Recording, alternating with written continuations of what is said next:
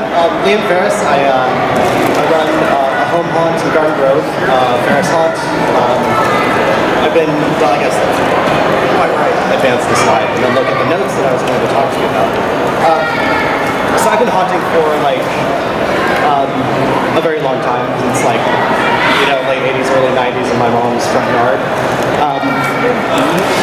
Last few years I've been doing like anything from a walkthrough to a pretty full-scale like yard haunt, depending on the year, depending on what they're doing.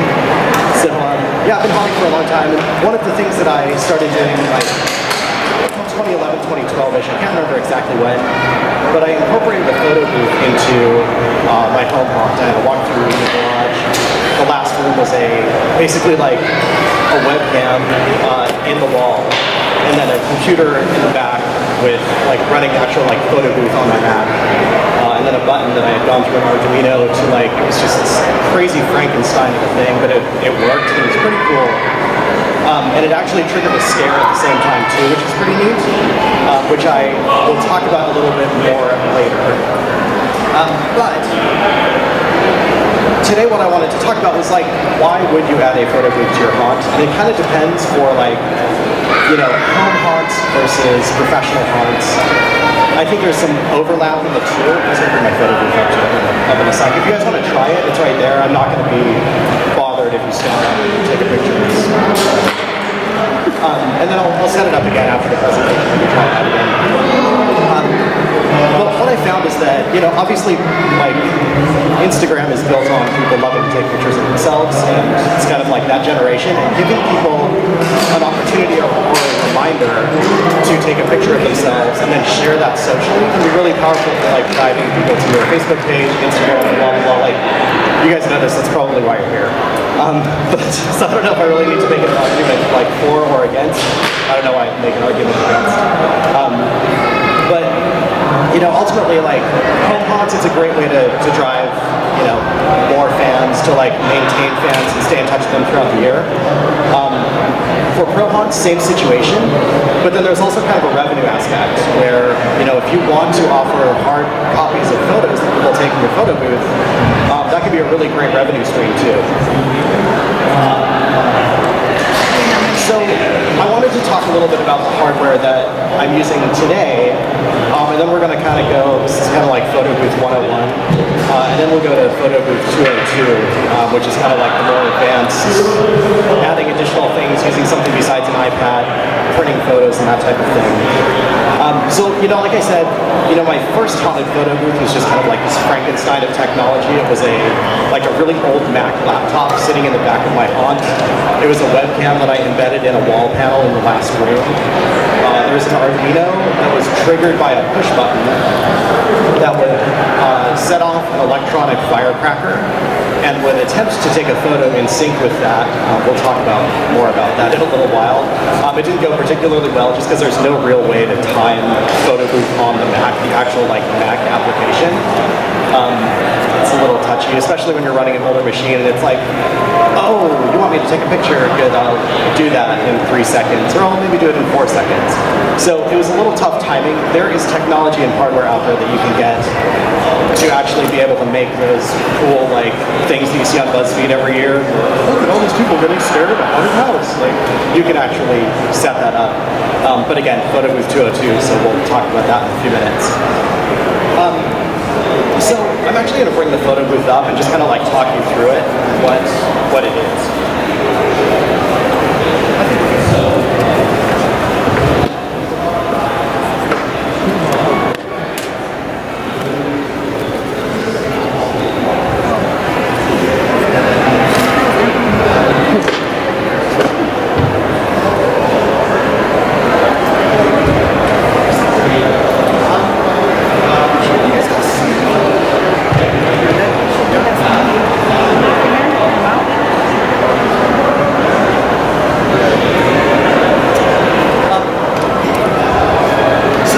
Basically, what this is a wooden box from Michael's, an iPad case wall mount from Amazon, I'm using an iPad Pro. You can use whatever iPad you want. The front-facing camera isn't particularly great on any of them, but it's fine for what it does. And then a speaker stand. I'm actually going to open this up and show you the back of it, because I think that's what actually caused me the most trouble, is figuring out, like, what am I going to mount this on that isn't going to fall down all the time. I used to mount it on that tripod over there, and actually on this thing, which worked with like I was using an iPad mini on this one. It was okay-ish, but you can kind of tell it was a little dicey, especially with people, you know, excited about Haunt. It got a little scary. But I mean, it worked. Like, I never had a problem, but I feel much more comfortable with this than I did with that.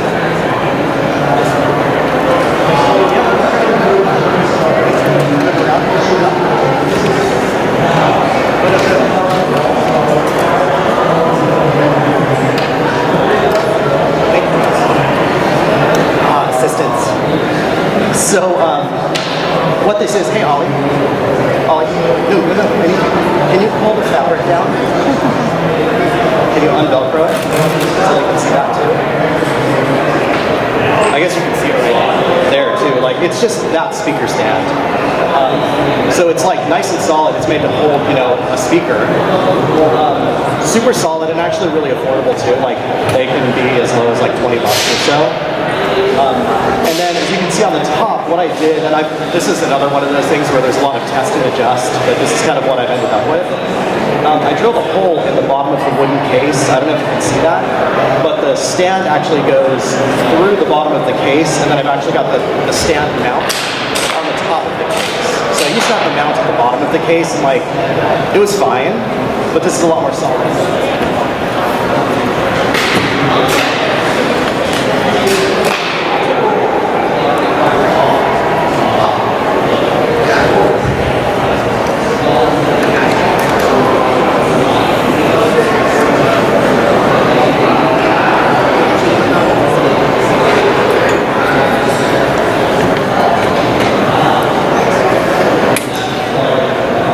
So you can kind of see like what I ended up doing.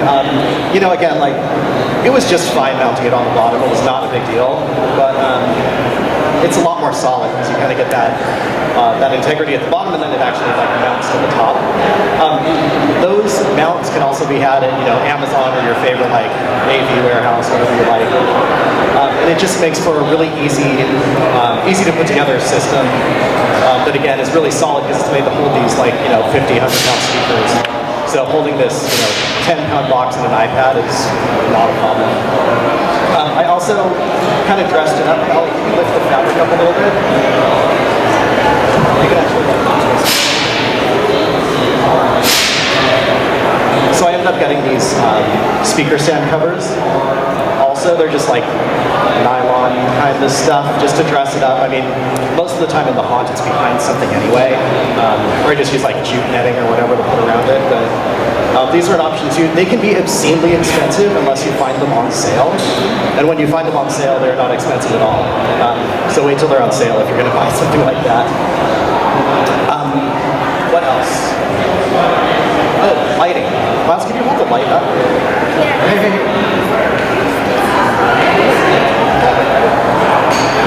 So, this light,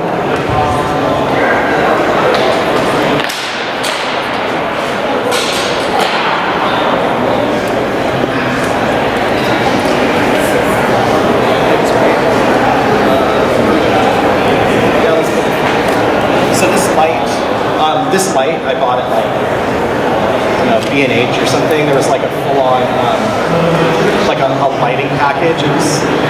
It's pretty cheesy, but you know, for this, it's the job done. But it came with actual like stands for the light, and so I used to set up like multiple lights and blah blah blah. But I found that ultimately this kind of gave me what I needed. So all it is just like an umbrella reflector and a floodlight. I probably need a little stronger floodlight. This is not great. But then what you'll see.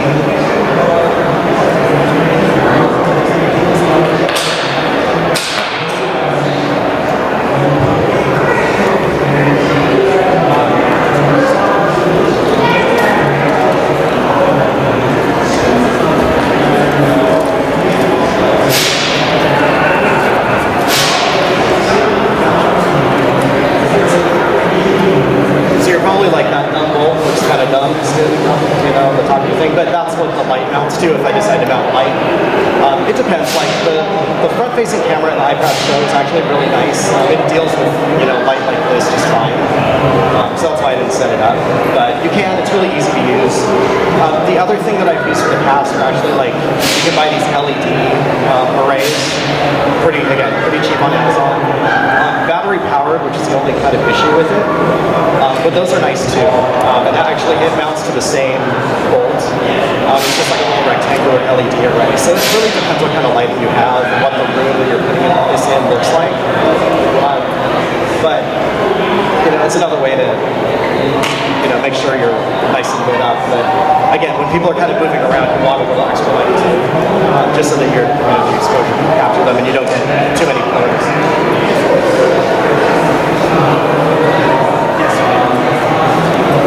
All right, so awesome.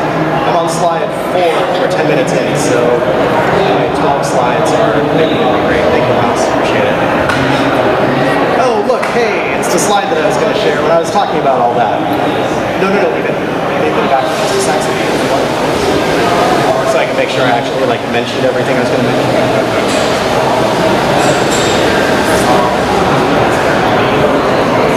Yeah, so iPad Pro, wooden crate, speaker stand lighting. Oh, the thing about the crate is I did add the back on. You don't need a back. It's actually more of a pain than it's worth, but it does allow me to carry pretty much everything in there.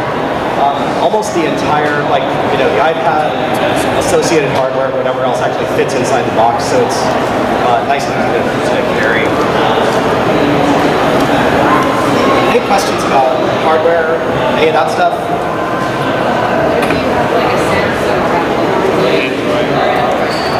So I meant to mention that actually, I haven't done a lot of research. I don't have an Android tablet, so I haven't done a whole lot. But there are a ton of photo booth apps out there. Just go to your associated app store and take a look. I think Luma offers an Android option. I think, but just go to the app store and look for photo booth. The one thing, and actually that's kind of a good set. Yeah, I'm sorry I don't have a better answer for you. But I'll talk a little bit more about it too. Any other questions about any of this? You guys are welcome to come and check it out after the presentation. Yeah. So this is obviously another kind of shelter or something. Yeah. So I actually, sorry. So the question was if this is where I put it, under a shelter or inside the haunt. My haunt is both yard and garage and under a tent, depending on the year. The reason that I set it up this way actually is so that I can bring it in every day, because I actually have been putting it out front of the haunt so that people can either take a picture before or after. So I just bring it in every day, because I have, I go in and bring in my foggers, I bring this in, and I bring out everything else that's weather sensitive. So it's not a big deal for me, but yeah, absolutely, I'd say put it under something so that it's not exposed to the weather too much. Anything else? Yeah. You might be jumping ahead, but how do you put the ad on the box? Sorry, what's that? How do you put the ad on the box? Oh, yeah, good question. Really good question.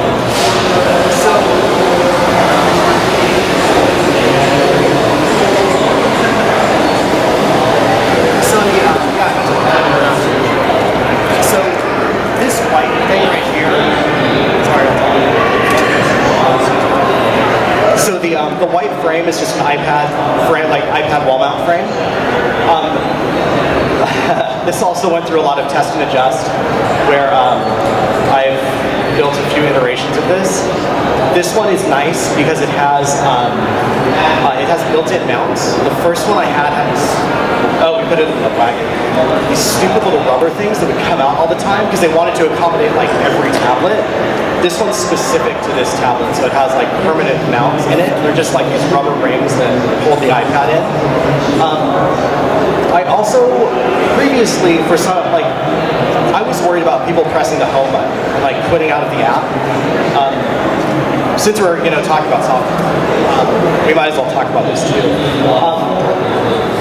you can put, so again, for the iPad, and I think this applies to, I would assume to Android devices also, you can put it on what's called guided access, which is an accessibility setting, and prevents the home button from working. Like you have to press it like 3 times or something, and no one knows, because everyone presses it once to try to screw you up, and it just doesn't work.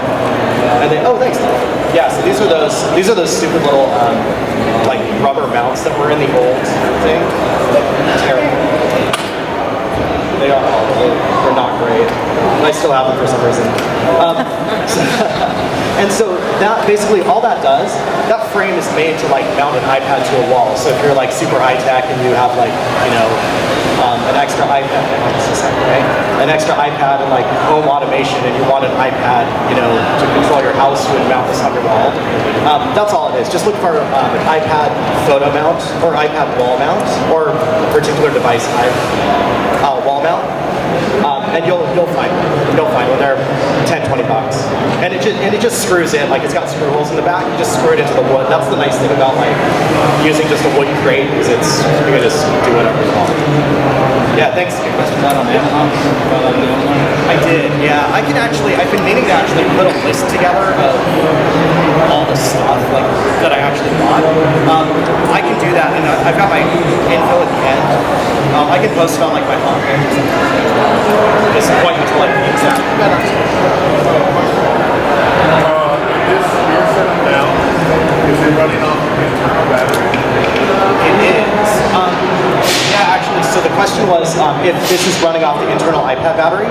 Normally, yes, because I mean, like as a home haunt, I'm only open 3-4 hours a night, and the iPad Pro will do it. I do have.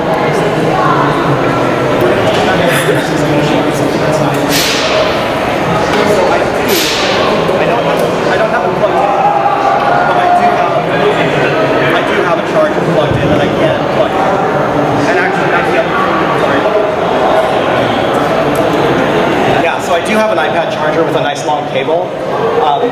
And the one thing I would mention is be sure that the wall mount that you get actually has a hole for the charger. Some of them don't, like the first one I had didn't, which, like I said, not a problem for me really, but when it comes time to like recharge, it's kind of frustrating.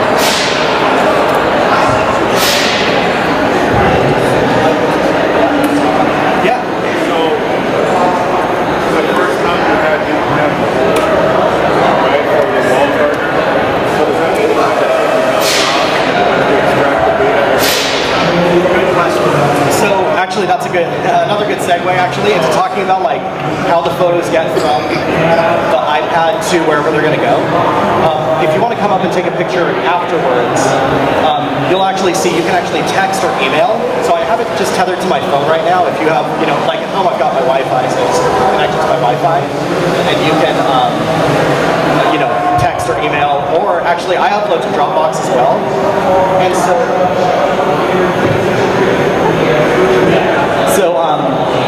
The reason is, and so, sorry, the app that I'm using is called Simple Booth. They have had a few different iterations. The one that I'm using is actually a legacy app that they continue to support because I like paid for it. There are a ton of photo booth apps out on any app store you look at. My first inclination, especially as a home haunter, I was like, I don't need anything special. I just need it to take pictures and be easy to use. And so I went through like a ton of different apps that sucked, and finally came upon Simple Booth. So that's the one I've been using mostly.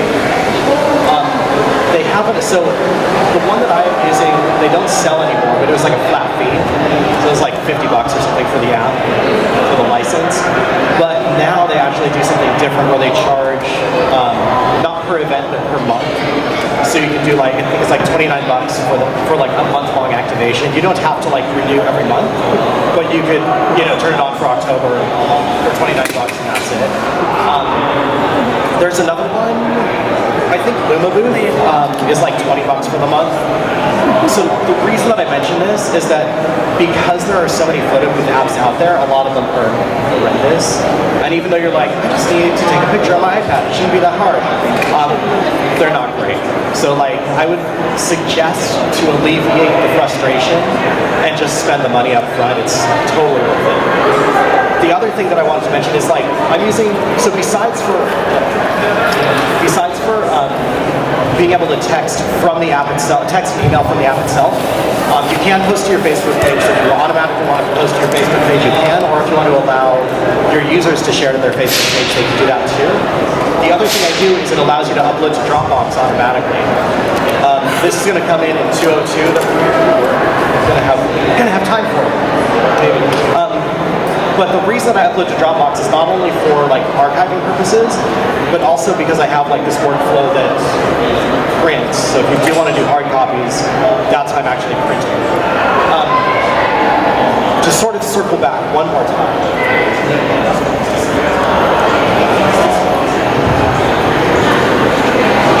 So, I think I was mentioning like a long time ago I used to be more worried that like people were going to press the home button. Not that worried about it anymore, but I used to have actually like a lock over it or actually like a cover over the home button. It doesn't matter anymore. But I used to have a locking wall mount that actually had a key for the wall mount, so you couldn't like just take the iPad out. This one just has a bolt. It's like a keyed bolt. It's a keyed like Torx bolt, so it's got like a hole in the middle and you need the right Torx driver, but it's fine.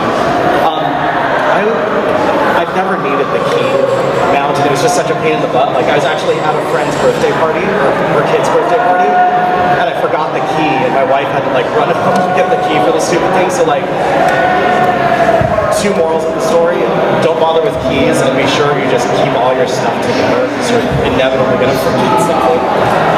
But yeah, does that answer your question in a very, very roundabout way?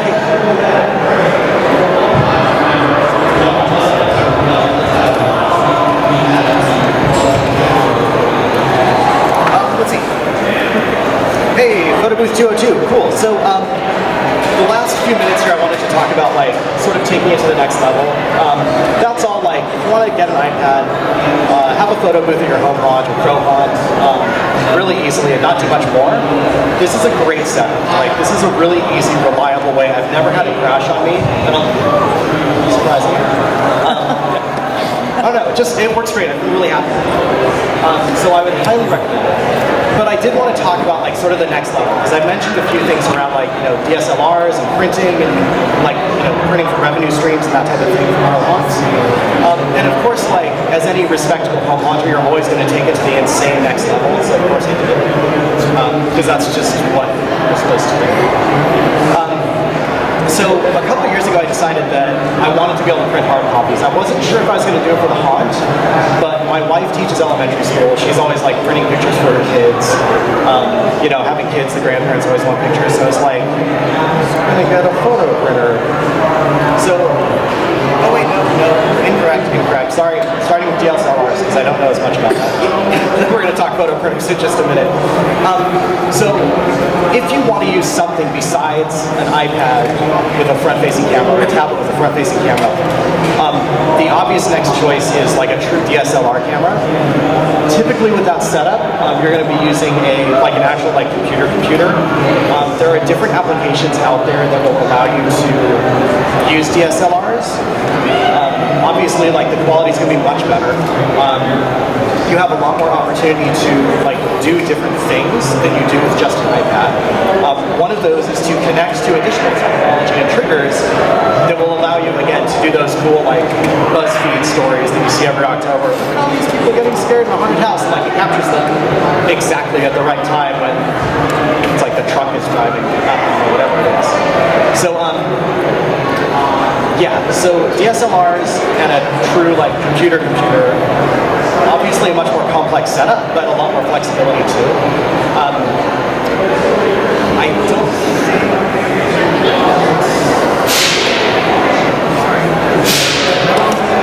Oh yeah, no, I didn't. So there's different technology out there that will allow you to do it. I haven't actually looked into it in like a couple of years probably, so things may have changed too.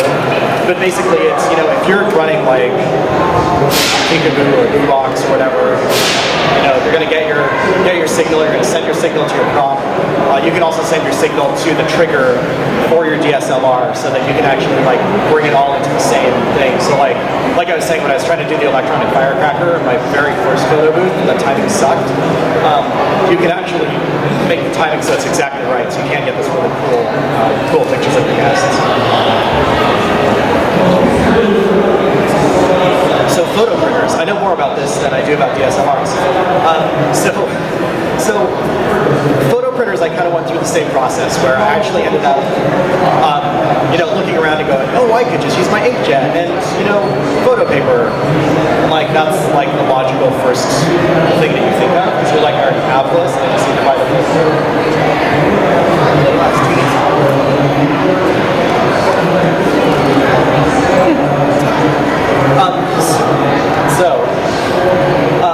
I present a lot for work, that's like my job, but I do not have additional variables when I'm presenting for work. It's just an extra little, little treat. So, for photo printers, not an inkjet, it's not going to get done what you want to get done. They're slow and expensive. Even though you've already got it, it's not something you want to do. So what you want is a dye sublimation printer, which is basically like what the Target photo counter and the Costco photo counter and like basically anyone who's printing photos at all is using like a dye sub printer these days. That's just what it is. It's basically a thermal process. You get a roll of paper, and there's basically a cartridge that comes with it that has a red, a green, and a blue film, and it thermally connects that film to the photo paper. It's instantly ready, so unlike an inkjet where you have to let it dry, as soon as it comes out, there's no drying, no cooling, nothing you need to do.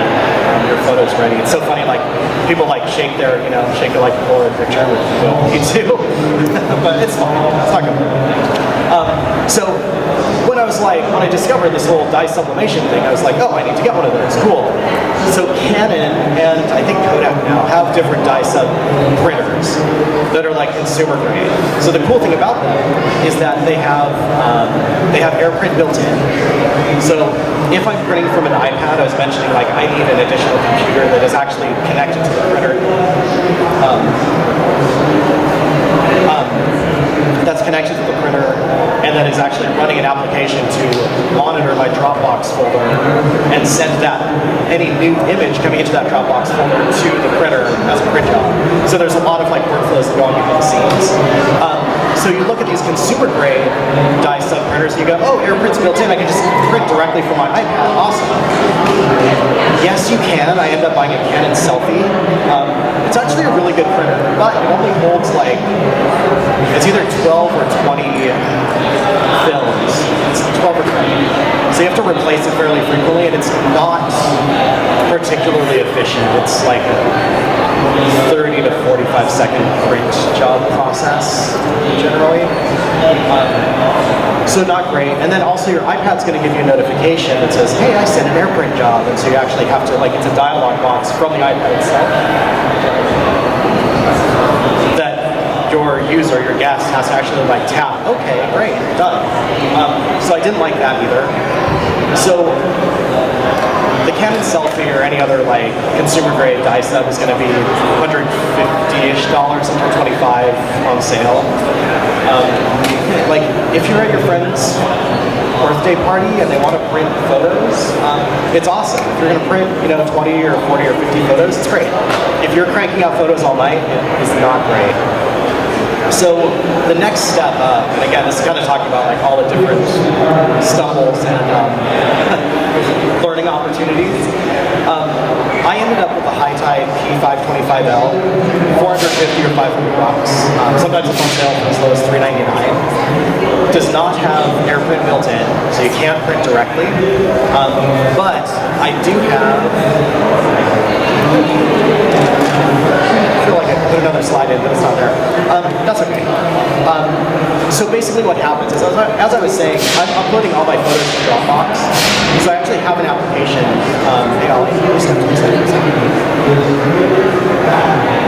So there's an application running on my computer called Print Ripper, and it basically monitors a folder, and it sends any new image that comes into that Dropbox folder gets sent to the printer, which is connected by USB. So you need an internet connection for both your iPad and your computer. I tether both of them to my phone, and it works fine, like 95% of the time, unless I'm somewhere weird that doesn't have a connection. But it works really well. It takes like 15 to 20 seconds probably from finishing the photo to uploading it to Dropbox, downloading it to the computer, and actually getting a photo out of the printer itself. So it's a pretty quick process. It's not the most efficient, but it's fine. And it'll queue them up. It's not like you're going to run out of people wait for 20 seconds for a photo. The other option is the DNP has one as well. The DSRX1 HS is similar price, like $4.99, $3.99 on sale. Also no AirPrint, so you have to do the same thing, run a helper app or whatever. But then again, like if you're doing a DSLR, so I have kind of like this weird Frankenstein where I'm doing like kind of like consumer grade for the photo booth itself, and then like professional grade for the printing. So the two don't work great together. But if you're using just a DSLR connected to your computer, running a local application, it's a great way to do it. It's really easy. You don't have to worry about the internet connectivity or anything else, because your computer's going to be running the photo booth software, and it's going to be managing the print jobs as well. A little more straightforward. The last thing I will say, and this is like the learning process that I'm still in, the DNP DS620A, I know it seems kind of stupid like saying the model numbers, but that's the model number. It is a gorgeous printer, and if you feel like spending $250 more, it's so nice and small. So the two at the top are about the size of this box. They're actually a little bigger. They're big. They're big, bulky printers. The 620 is so nice and small and so pretty. So if you're gonna be taking it places, like it's great, but it's like I said, $250 more. Same technology, same functionality. So I hope that was helpful. On the side of doing 20 different things, I sort of have a photo booth business too. So if you want to check out the photo booth page, I have some additional information there. It's up there for the FunFest. Ferris Haunt is there. I think currently it just redirects to my Facebook page, but whatever. And then there's my email address. It's not on? Oh, sorry. It's Silly presenter view. Like I said, I do this for work, not particularly well. Yes, my love. I have some cards here too if you want to grab a card, but feel free to take a picture. Yeah, seriously, send me an email if you guys have any questions. I will do my very best to get back to you in a punctual manner. Although that might not happen all the time, but I will get back to you, I promise. Thank you so much. Hope the show's going great, and hope your haunts are awesome this year. And yeah, thanks for coming out. Appreciate it. Yeah, and I'm going to reset the photo booth right now. So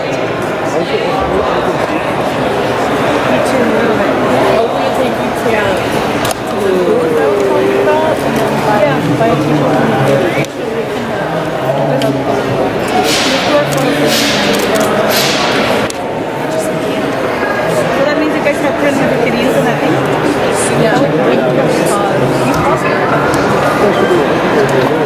I wasn't sure how to post it. I just put one of me right now with the little technology order. I wasn't sure. I just put it in tag. If you tag it, it's gonna come up public on the notification tag. That's what you want.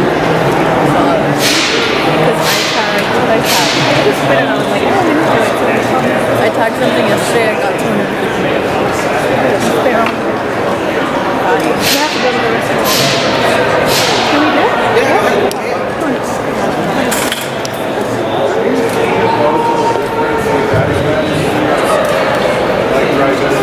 yeah, I feel like it does. So like, one of the things I have to say is that when I first did it, people were texting or like reading or anything. So I actually printed out business card size things. So it was my page. It's like, hey, go to my and like it works fine. Obviously, like there's sitting down as well.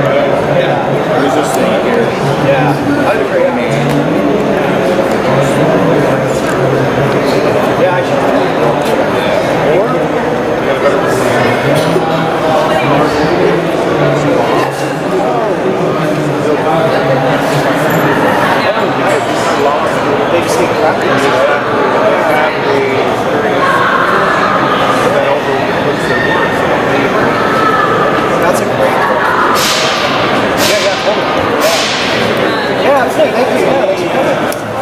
Nice to meet you. Yeah, nice to meet you. This idea.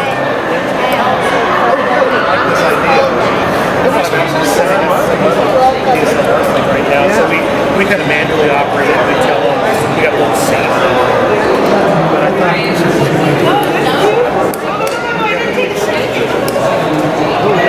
people like to take pictures. Oh, sure. So I can set one of these up there. Totally. Yeah. Do the other and give it different. Yeah. Probably be. Yeah, absolutely. Yeah, I'd love to talk.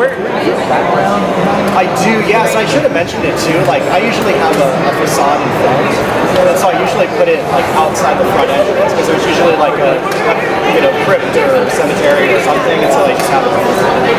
Garden Grove, yeah. I'm in Irvine, so. Oh, cool. I'm just right where the 22 and 405 come in. So it's right south of Long Beach. Yeah. Okay, good deal. Yeah, hey, nice to meet you. Yeah, absolutely. Thank you. Yeah. Hey, hey.